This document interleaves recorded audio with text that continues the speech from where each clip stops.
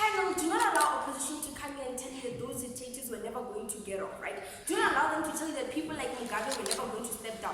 Particularly, we tell you that within this debate, we can already concede to the fact that Mugabe was at a point where he was going to go off. That shouldn't be the check. They shouldn't come here and tell us that they're not going to step down. And that's particularly what we're going to be showing you within today's debate. But before that, we're going to give you a criteria to when we do regret something like this. 1, we regret it when it's harmful. 2, we regret it when the harms are irreparable. 3, when it lacks accountability mechanisms. And lastly, when the harms are self-propagating in the long run, right? And how necessarily do we then do this, right? In terms of its harmfulness, right? We tell you that these people don't even have the capacity to lead in the first place. How do we know this? We know this for the mere fact that when they want to replace someone, they replace their head instead of a system that has been on the people who in that society exist, right? They remove the dictator but still keep people like Mnangagwa in power who have the ability to become dictators. At that very point, we don't necessarily think their mechanism even works in the first place before we even deal with whether we should be taking that step, right? In that very instance where we then characterize them as not being able to lead, we're going to show you why specifically because of the whole idea that they are part of the military, therefore they become harmful to the very society that you then want to save, right?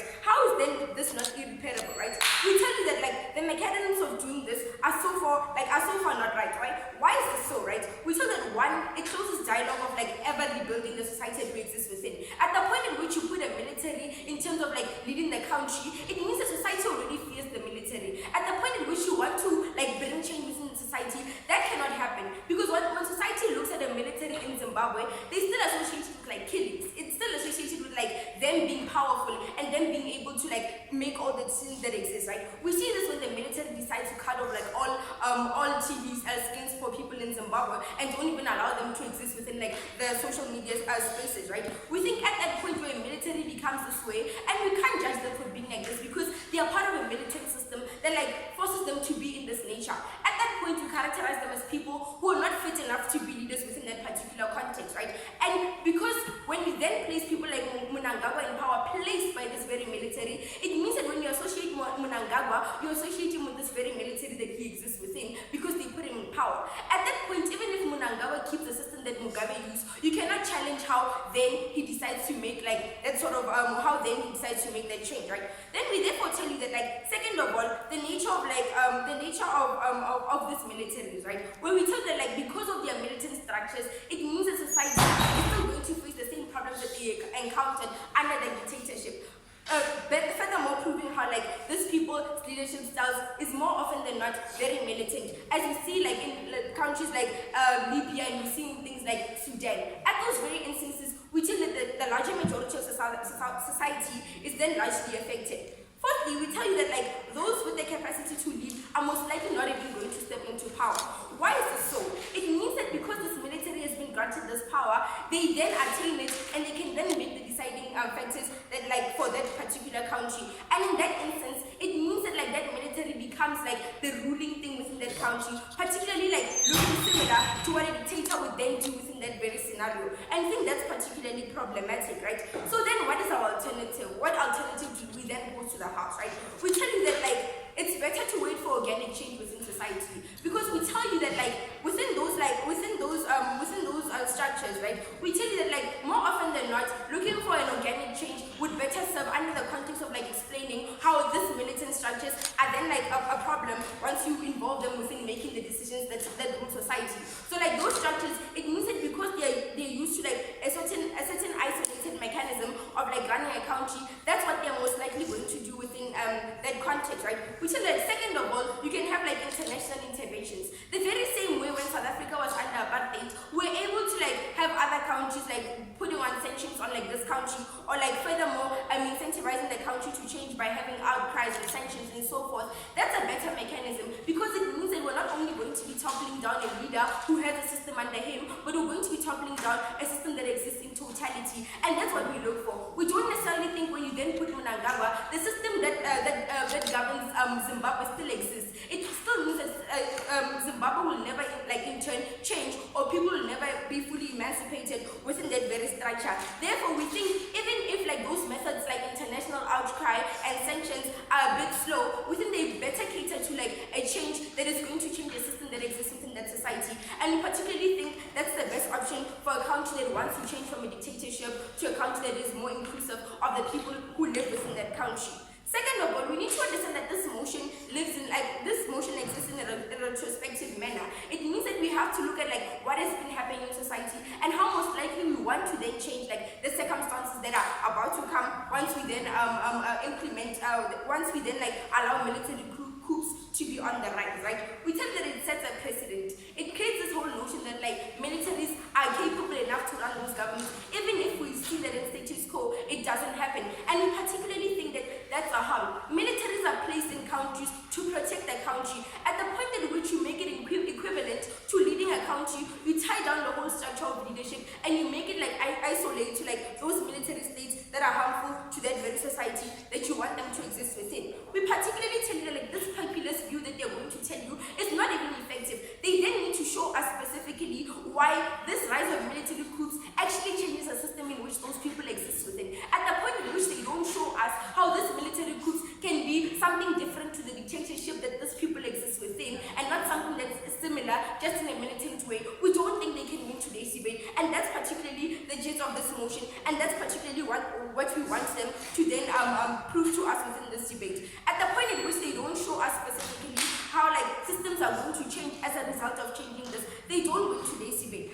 As proposition, as opening government, we tell you that because of the rise of military coups, we're creating a society where military structures are able to just topple down systems and are given that power to then want to lead the country. We particularly think this is problematic. If you want to side with a team, that shows you that we think that these dictators are not good people. We don't want them to exist within society, but we don't necessarily think that removing the dictator breaks down a system that those people exist within and those people want to change. Military structures are not governance structures. They should be kept as military structures. Other mechanisms can still be used in order to create a better utopia for the people who exist within those countries. And particularly at that point, OG wins today's debate. Urgency to remove a dictatorship from power. It happens at a point where a country has now decided that they no longer want to live under a specific regime, and as a result there's an urgency to act. There's a reason why opening government is then out of this debate. Firstly, they tell us at the point in which we want to have a discussion around the removal of these individuals, we need to allow that to happen organically. We told you, the first issue here is that we already accept that there's some level at which there needs to happen an urgent change. But more importantly, we tell you that at the point in which we wait for an organic change to take place, it means that we, one, either have to wait for these individuals to die, or two, we have to accept that the kind of issues that happen within those spaces where the dictatorship happens, and we've already established that those spaces are not conducive to the people that exist in those spaces, we have to be fine with that kind of narrative going through, or rather, that kind of regime existing within those spaces, and that's not something that we can accept as a burden on opening opposition.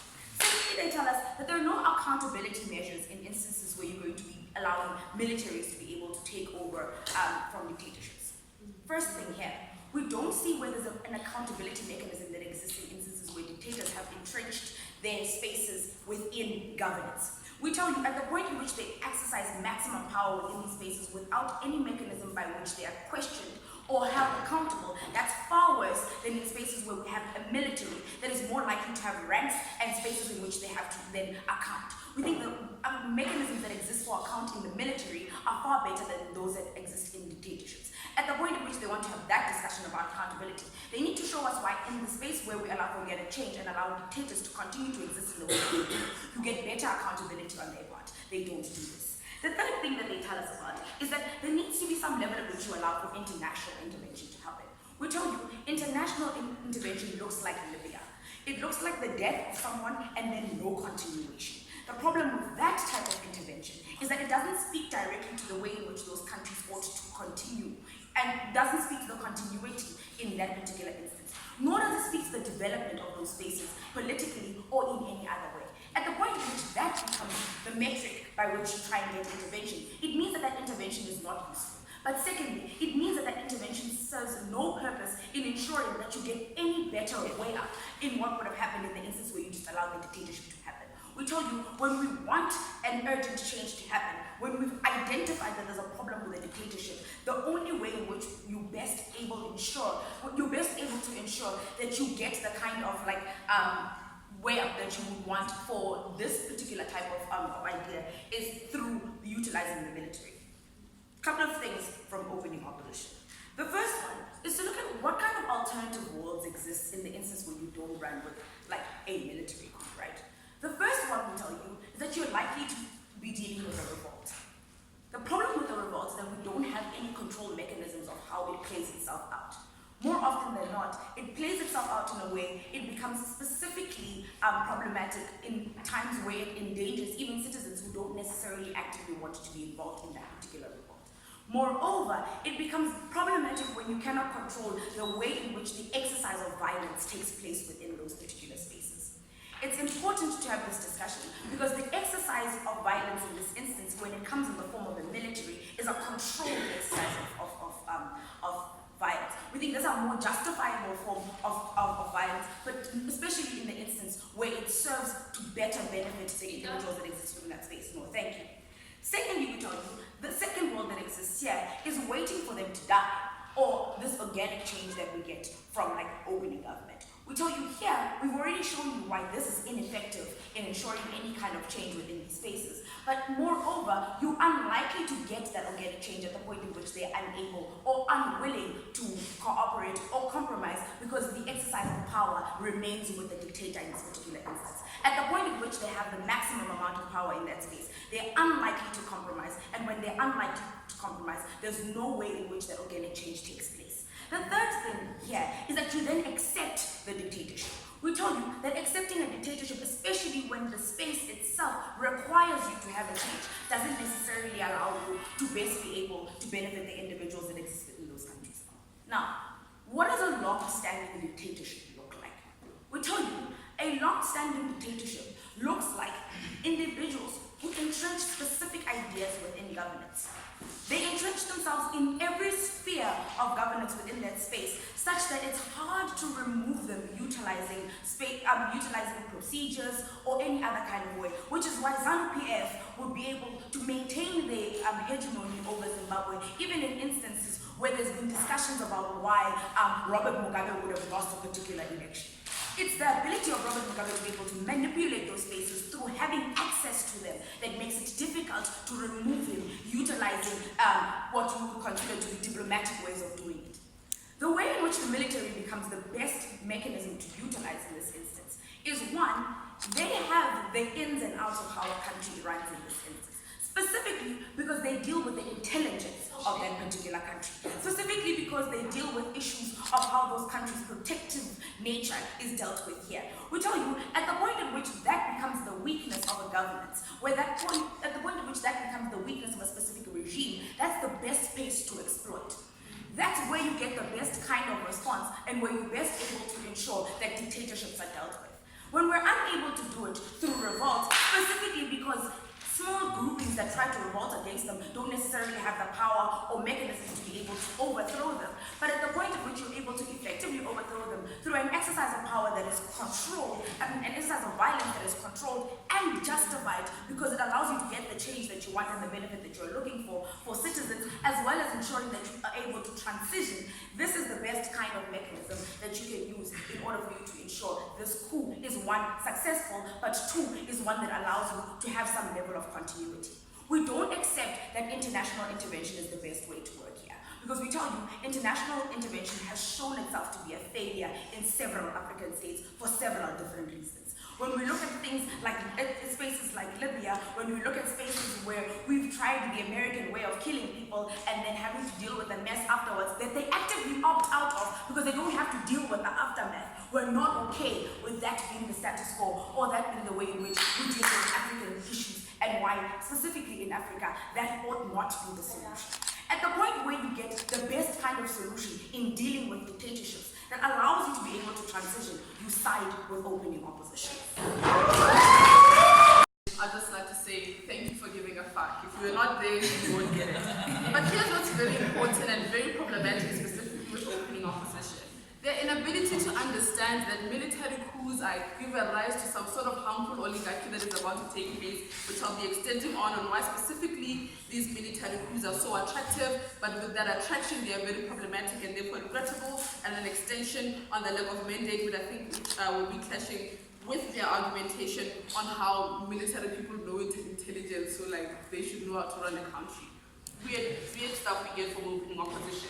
But moreover, they tell us firstly that there is the issue with alternatives is that at the end of the day, once those alternatives leave, there aren't any structures to ensure that there is some sort of sustainability in those specific countries. But they don't necessarily prove how that necessarily won't happen under their model. Because Tsebo makes an elaborate extension specifically on this. That who then has the power when, because remember that even in that particular country, there is that principle concession that something needs to change. But then once we get to how this particular change needs to take place, that's where the discussion then has to take place. Who has the power to go face that person with a whole AK-47 and that military intelligence that you're talking about to challenge them? Those people are not attractive. That's why we don't put them as like the poster people when we're doing it.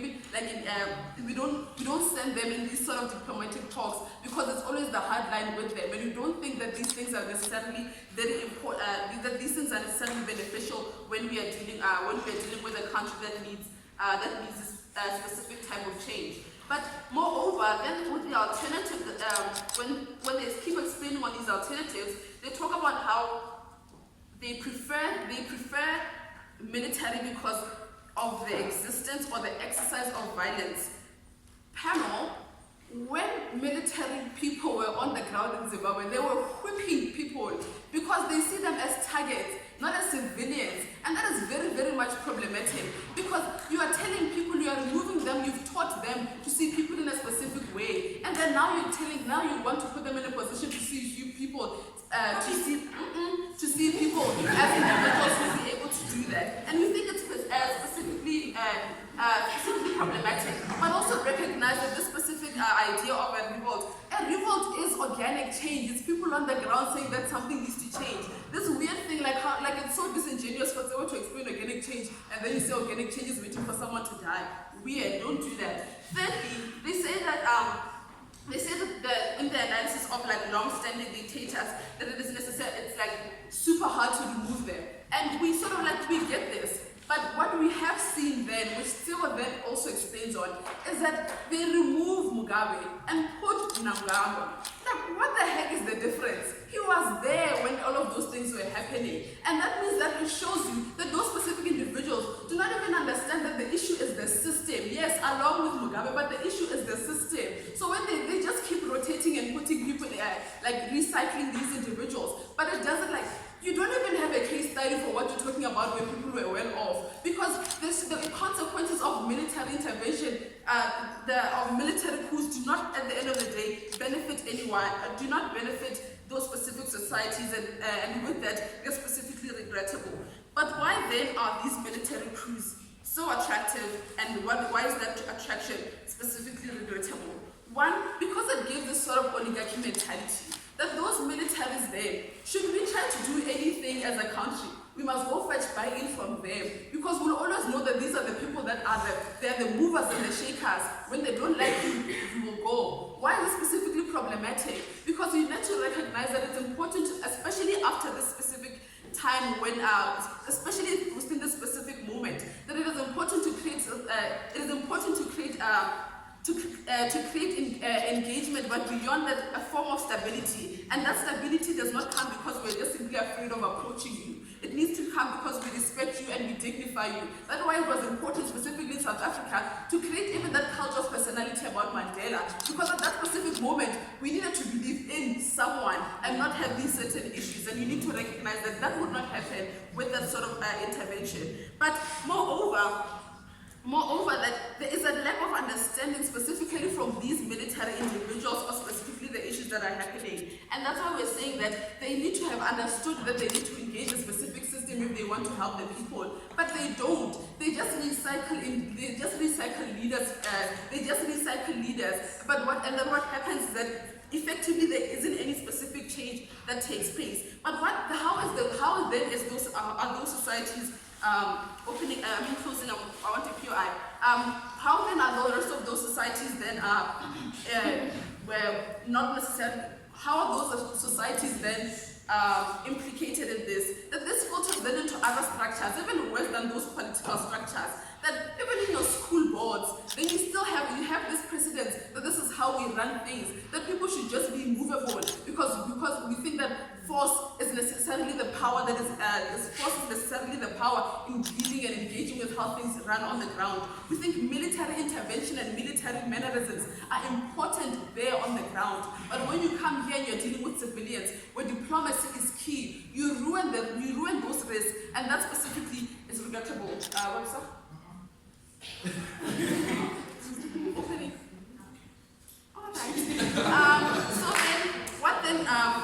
All right. Quickly on the lack of mandate, and I'll be dealing specifically with the active capacity, that there isn't any sort of capacity you have when you place that particular coup and take that power to deal with what needs to take place specifically after that. That all you do is just scare people off, because you need to understand that the same way that the reputation of the military is hard for people to engage with. That's why they're not even in the country most of the time, because they're not people that we need to be seeing and engaging with, because they are scary individuals. They are going out killing individuals, and those are the individuals you're putting in the forefront for people to engage with in specific dialogue on the running of the country. We think, moreover, in terms of we think they lack that obligation, they lack that capacity, and then the cost-benefit analysis, society has been seen to be worse off through that, and that specifically is regrettable. But in conclusion, let me tell you that it is particularly attractive, that attraction is problematic, and beyond that, we regret the rise of these military coups, because, to be honest, panel, who's been better off with them? Thank you.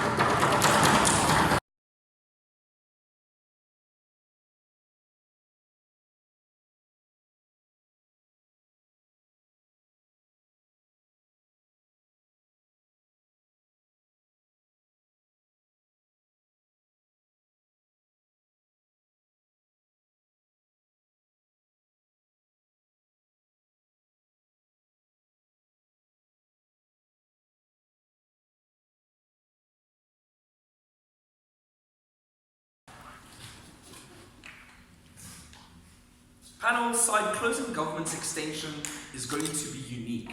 But moreover, it's going to be the most valuable contribution to the debate for two reasons. We provide an actual mechanism that stops the perpetual and inevitable cycle of coups just happening over and over again endlessly. And secondly, we will be the only side that engages with real-world analysis and real-world examples meaningfully. But before I get to my extension, I want to tell you a story, and it's one of the most beautiful stories that I've ever heard. The 2015 Nobel Peace Prize winner was a collective known as the Tunisian Dialogue Quartet. Now, I remember that name because they did such amazing work. A military coup was about to happen with the dictator in Tunisia in the years preceding 2015. What this dialogue quartet did was stage civil disobedience, boycotts, revolts, but specifically dialogue, negotiation, and power sharing to peacefully create a coup and take over that specific government. And that is why they won the Nobel Peace Prize, and that is why side closing government is going to win. That is the mechanism that we stand for. So, what exactly is our extension? Our extension states that a change in leadership is only as good as what happens after it. That's what Thuli told you in the POI, right? It's great that you have a coup, a military coup, and you get away the bad dictator, but almost 90% of the time what happens is you're just going to get another dictator and another dictator because it's of the military nature, right? So, our extension is by far the best way to reach a stable, sustainable democracy is through a coup, through the people, in a peaceful protest without specific military violence. Under this extension, I'm going to be analysing two things. Firstly, why this is the best, and secondly, and importantly, why, even though it is less effective than what they think in the short term, we think it is a lot more likely to lead to sustainable long-term benefits. So, let's do a weigh-up in this debate, because it's important to understand the burdens of this debate. What is the burden? How do we measure who wins this debate? On this side of the house, right, our burden is not to say that coups are bad. We don't have to prove that coups are bad. In fact, I'm going to tell you in my extension why coups are good. Our burden is to prove that military coups, and not coups are bad, right? So that's the way between coups by non-military people and military coups. So why are coups by non-military people specifically better? Let's look at real-world example. Coups by non-military people in, say, a contemporary context was in Tunisia when they, through dialogue and negotiation and power sharing, they took over and couped the government. And in Myanmar recently, a more historical example is the way that England overthrew their monarchy. Not through violence, but they got an actual democracy over a monarchy through a peaceful negotiation process. That was a coup as well. So, what is it that we don't stand for? What is it that we regret as side government? Zimbabwe, Sudan, Libya, that is the worst possible outcome for this debate, and it is abhorrent that this side of the house defends that. It does not work for two reasons. The military dictator is just as bad as the previous dictator, and that military dictator is going to be couped by another dictator after him and another dictator after him. We provide the mechanism to stop that. How exactly do we provide that mechanism? Our mechanism is negotiations, power sharing, sanctions, boycotts, sit-ins, marches, protests, and civil disobedience, right? No, thank you. We support that specific mechanism, and we think that is the best way to get a sustainable benefit over a long period of time. You stop the endless cycle of dictatorships. Now here's what this side of the house says.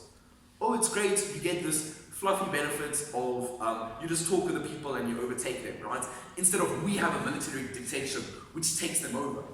And we are going to make the strategic concession in saying that our soft or negotiation coup is less likely to succeed than their military coup. It is less likely to succeed, but when it does succeed, it leads to a sustainable benefit because then violence is not normalized and coups are not normalized and you have a peaceful transition into democracy. We think this is incredibly important for a sustainable long-term benefit. What does this mean and where are we strategically in the debate right now? We might get less successful coups because we don't have all the weaponry capital. We might get slightly less coups, but the coups that we do get are specifically a lot more successful in the long term, and they're a lot more sustainable because it's not just military coup after military coup after military coup. Yes? What would you do if we told you that this debate is about defending the rise of military coups, not whether or not we actually legitimize them? So, defending the rise of something and thinking that that thing is legitimate, like that's just weird semantics, Martina. Obviously, if you defend the rise of something, you'd think that that thing is specifically legitimate, right? We think the rise of military coups is harmful because those military coups are illegitimate because it just leads to an endless cycle of specific dictators coming over and over and over again, right? So, why exactly does our extension win this debate? What have we heard from opening, right? In the opening half of the debate, side OG told us that they are fine with organic change and like foreign intervention. And we think that's fine, that's better than what opposition is offering. But we, in our extension, provide you a unique mechanism and a valuable mechanism of the Tunisian example, right? All of Noluthando and Pule's matter from opening opposition doesn't stand against our mechanism. Because what happened in Tunisia, right? In Tunisia, people came together. The dialogue quartet negotiated, power shared, boycotted, and revolted peacefully with the government. And we think that this is a lot more sustainable and effective mechanism. We think that we have the most valuable contribution to the debate. We think that we stand uniquely in the debate, and I'm proud to stand for Team Tanky. Thank you. Panel, the strategic value of Martina's POI was that no one in this debate particularly discussed why the rise is important, because if this was this House would debate, I think that that would be a beneficial debate or a likely debate to happen. But we think that we needed to discuss what the model of those countries look like and what that means, what the rise of military coups and the end results of military coups look like, and what that means for other countries that still have a stronghold and long-standing dictators. We think that this analysis only comes extensively from closing opposition. Thuli is going to have to do a lot of work to beat us in this one.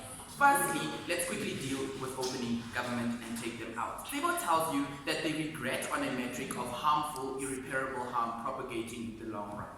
Ladies and gentlemen, even if we do accept those harms that exist, we think that we better show you that these are the alternatives that they don't give you are only likely to exist in a space where other countries are able to interrogate Zimbabwe and say, do we want those things to happen to our country? Do we want those things to happen to our people? But moreover, at the point where alternatives do not exist, are we able to then interrogate and find different alternatives that fit the context of an African dictatorship? We don't think that they actively engage the African context. We think that they're completely out of the debate. Lastly here, and quite strategically from closing opposition, we tell you that the nature of an exercised violence, Noluthando tells you about this, is, but he's giving extensive analysis here, is that it is extremely premeditated and calculated. We think that, ladies and gentlemen, there is no way that there are good outcomes at the end of this. We think that even at the point where these are where it's better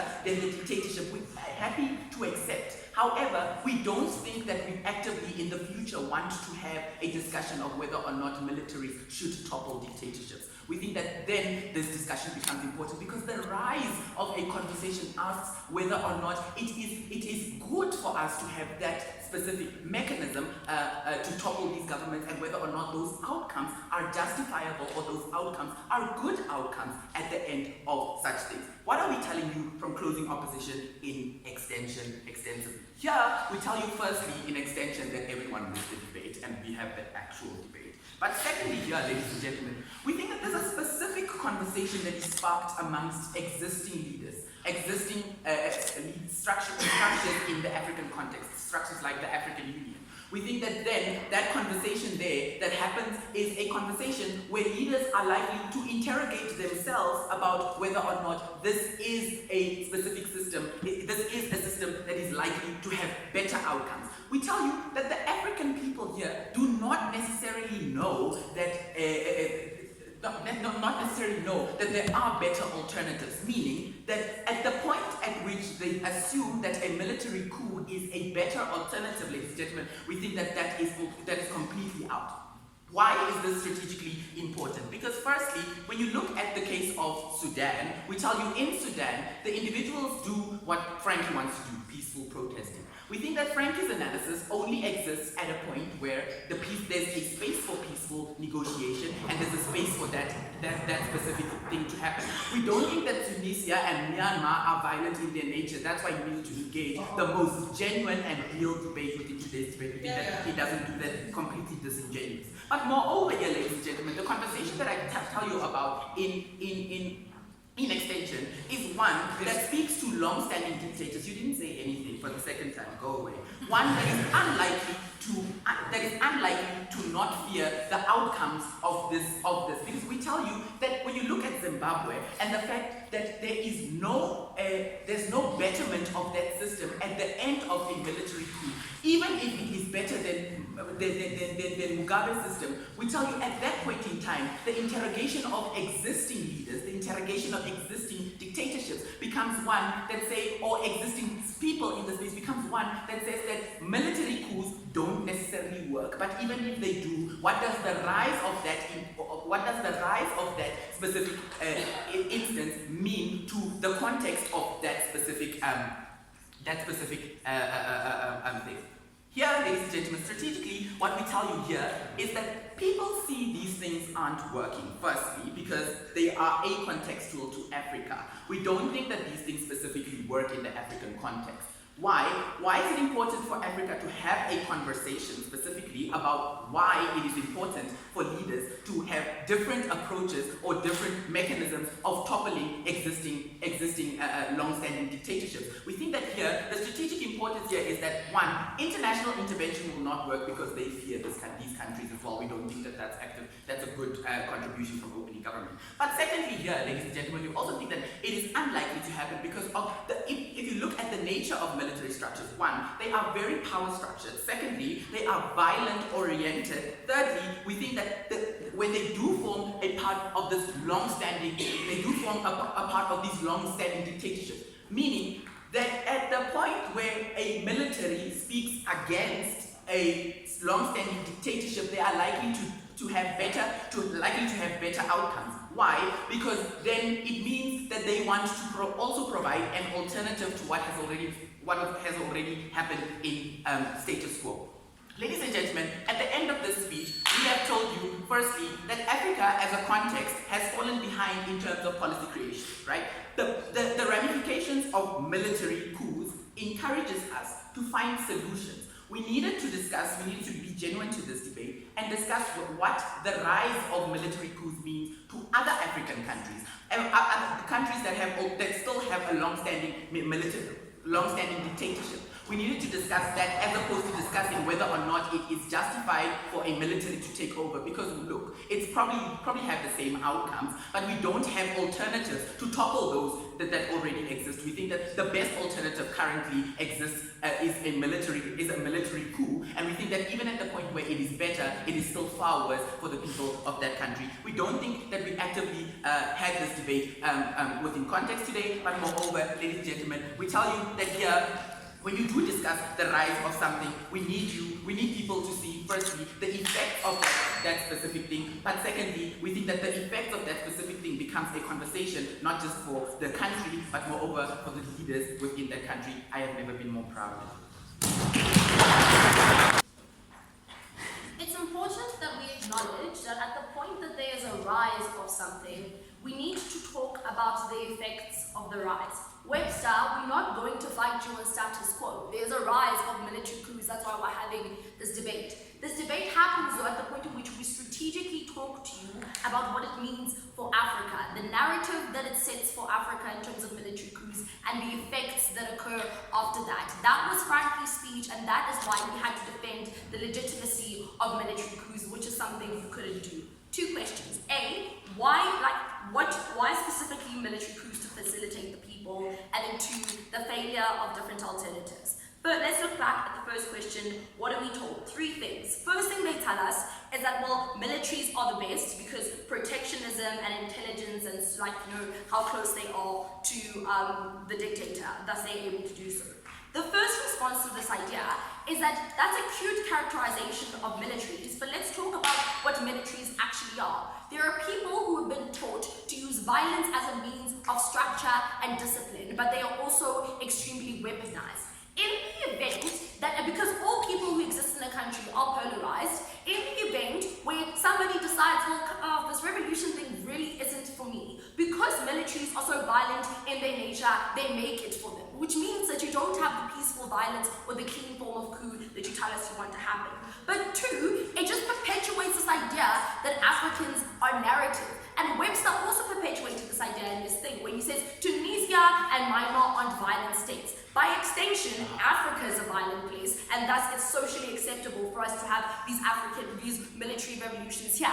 We need to have the discussion where we talk about the perception African narrative, or rather the narrative that we set for other African individuals. They don't have to be violent in order to attain what they want, specifically coming from a history of violent, like breaking away from colonization. No thanks. Second response to this idea is that the military's proximity to the dictator is probably what makes them the most efficient people to take over after that, because they know exactly the structures that exist within, they know the systematic structures that exist between the dictators and how that works. But more than that, we think that the harms, military coups also don't get rid of the harms that happen with those individuals. So we have dictators pressing their ideology, and we have dictators failing the people. At the point in which we have a military coup, the fact that we cannot guarantee a sustainable benefit isn't something that we're happy, we think that we support in this debate. So, second thing, what are we told? We think that like their characterization of dictators in terms of what, like the forceful, the exertion of ideologies, but also how they're not like catering to democracy. And this is important because we need to have the discussion about democracies. Realistically speaking, these people have had a dictator for so long that their engagement with democracy is a bit off. So as individuals who exist there, they don't know what votes, like how voting is supposed to be facilitated, and they don't know what's supposed to happen. In their head, it is normalized, but what these are going to be the same people who liberated us, surely they ought to be the same people who execute the leadership of this country. We don't think that that is a fair representation of democracy because military coups also don't let people know about the things that they have, that like they ought to be allowed to have access to.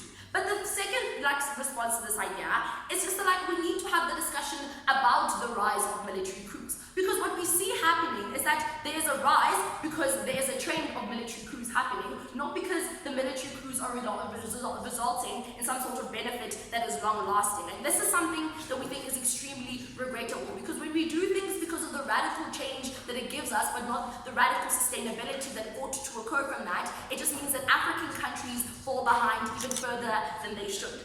Third response is this idea is that we think when you do something for clout and you don't actively ever get any level of benefit, it is harmful to what the interaction of states between Africa. Because what often happens is that we may not have international intervention, but African countries really suck at being homeboys. So in instances where we do have military intervention and it becomes a military state, other African countries don't do anything about that to assist them. This means that because the West likes things and America's forward, they're going to intervene because they think the people need liberation. Strategically speaking, the very alternatives you want to avoid are the alternatives that you force to occur. Second question, then, talking about alternatives, is that what are the alternatives and why they're particularly so harmful? We are told here that the alternatives that are going to occur is A, organic change, 2, international perception, international intervention, and the harms that derive from that. But let's talk about the importance of a revolt, and this was Frankie's speech that Webster decided he was going to be too lazy to respond to.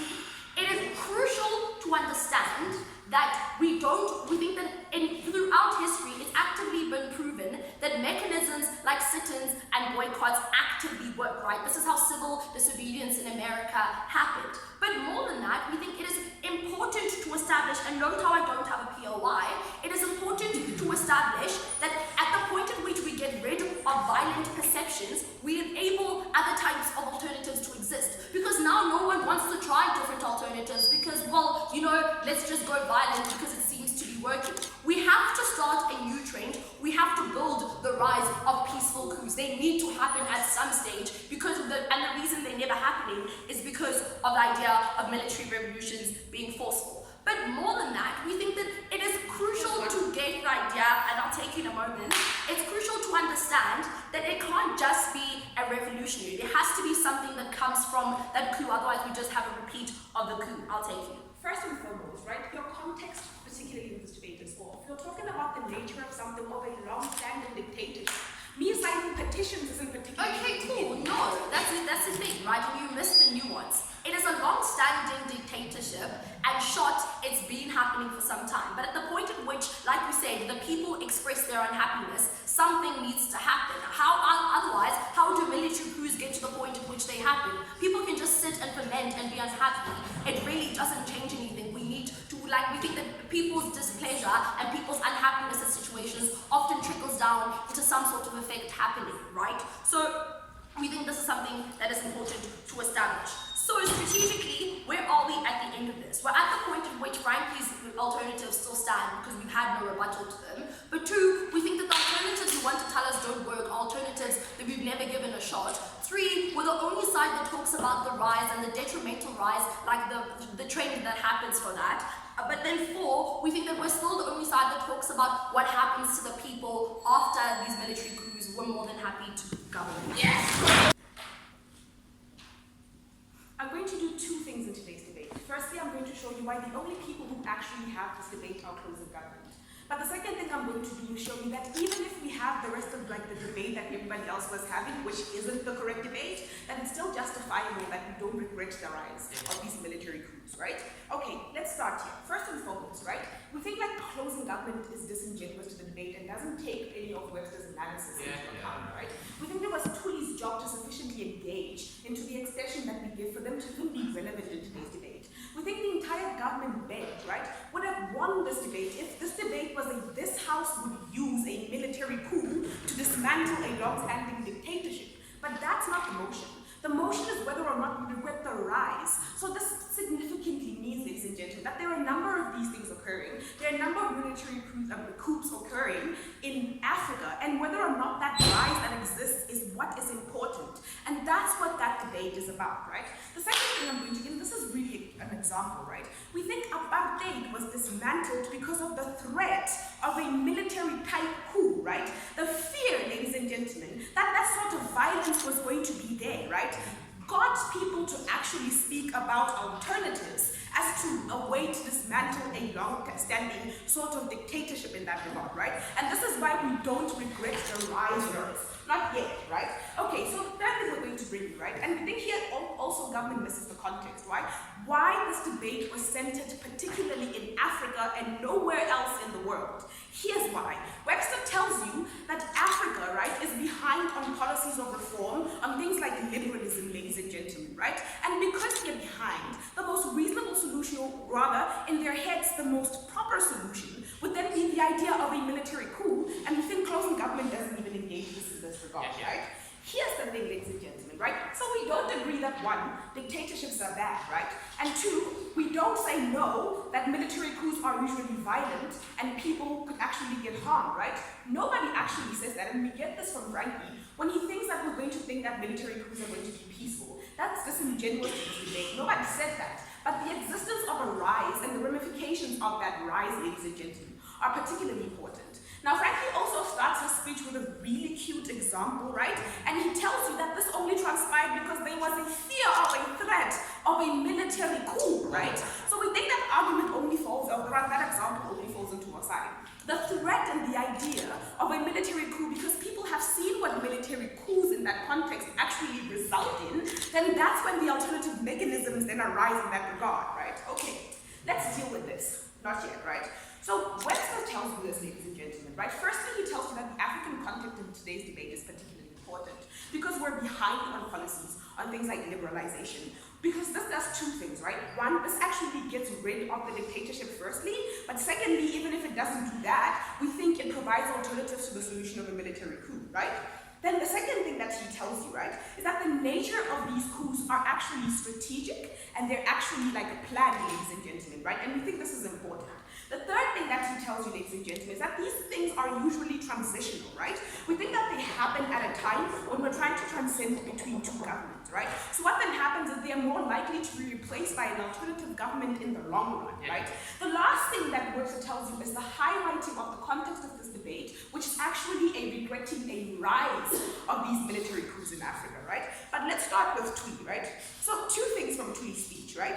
Firstly, the idea of defending an alternative, or rather a peaceful alternative, right?